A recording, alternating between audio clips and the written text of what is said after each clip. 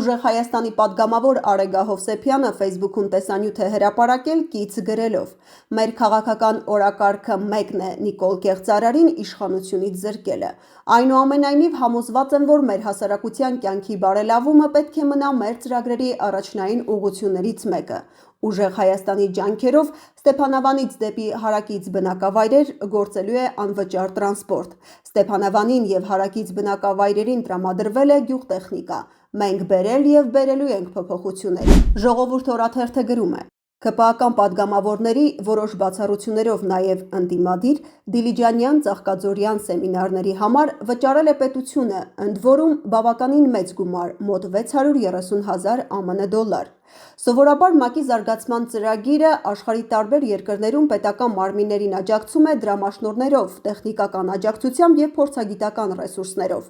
Հայաստանում, սակայն, գործում է նաև հակառակ ֆինանսական հոսքը։ 2024 թվականի ֆինանսավորման համաձայնագրով Հայաստանի Հանրապետության ազգային ժողովի աշխատակազմը պարտավորվել է ՄԱԶԾ-ին հատկացնել 240 միլիոն 600 հազար դրամ։ Ժողովուրդ օրաթերթը փորձել է պարզել, ինչի համար է ՄԱԿ-ին Հայաստանի Հանրապետության ազգային ժողովը գումար փոխանցել, ինչ արդյունքներ պետք է ապահովի ծրագիրը եւ որքանով է հիմնավորված պետական այդ ծախսը, ինչ է գնում ազգային ժողովը այդ գումարով։ Ազգային ժողովի աշխատակազմից պատասխանել են. ծրագրի նպատակն է աջակցել խորհրդարանի կարողությունների զարգացմանը վերապատրաստման, փորձագիտության եւ խորհրդատվության միջոցով։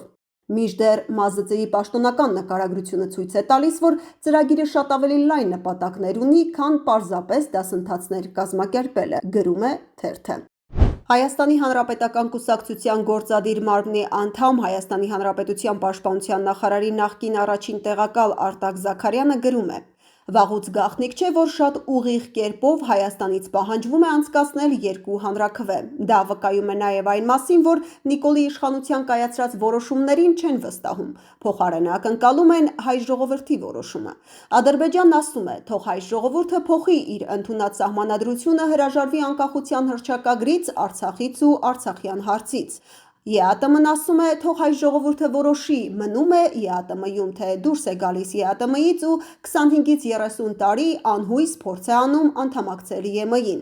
Նիկոլի կառավարությունը այնքան հակասական, չմտածված, փոփոխական եւ եսակենտրոն որոշումներ ու օրենքներ է ընդունել, որ դրսի դերակատարները այլևս չեն վստահում նրանց։ Ոչ մի զարմանալու բան այլևս չի լինի, եթե մի գեղեցիկ օր ԵՄ պահանջի, օրինակ, Ռուսաստանի Դաշնության ռազմաբազան դուրս բերելու մասին հանրաքվե անցկացնել, կամ Իրանը պահանջի հանրաքվեի դնել Թրիփի ուղին իրագործելու կամ հյուսիս-հարավ տրանսպորտային երթուղին շարունակելու հարցը։ Եվ այս տխուր իրողությունը ոմանք կոչում են ինքնիշխանություն, գրել է Արտակ Զաքարյանը, Pike News լրատվական։